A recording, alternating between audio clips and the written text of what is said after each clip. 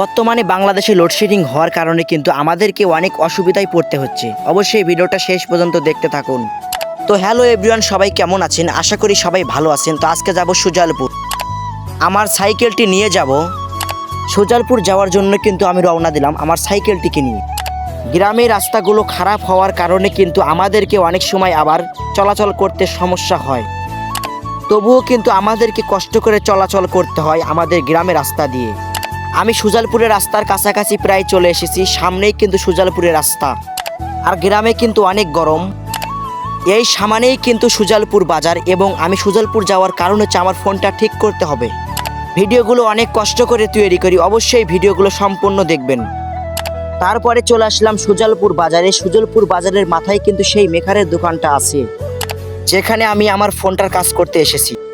তারপরে আমি চলে আসলাম সেই মেকারের দোকানের ভেতরে। দেখতে পাচ্ছেন মেকার কিন্তু অন্য আরেকটি কাজ করতে ব্যস্ত আছে, তারপর তাকে ডিস্টার্ব করলাম না। দোকানের ভেতরে ঢোকার পরে কিন্তু আমি এক জায়গায় বসে পড়বো। বসার পরে কিন্তু মেকারকে আমার সমস্যার কথাটা বলবো। তারপরে মেকারের কাছে আমার সেই কাঙ্ক্ষিত ফোনটা দিয়ে দিলাম। সে কিন্তু দেখতেছে আমি এখানে বসে বসে অপেক্ষা করতেছি। মেকার কিন্তু এখানে বসে কিন্তু আমার ফোনটা ঠিক করতেছি, আর আমি কিন্তু ভিডিও করতেছি। তারপরে শুনতে পারলাম কারেন্ট চলে গিয়েছে, বসে থেকে অপেক্ষা করতেছি। আজকে বাজারের ভেতরে বেশি একটা ভিড় নেই, তো সেই কারণে কিন্তু আমি বসে থেকে দেখতেছি আর কিন্তু অপেক্ষা করতেছি। অনেকক্ষণ ধরে অপেক্ষা করার পরে শুনতে পারলাম এখন পর্যন্ত কারেন্ট নাকি আসেনি।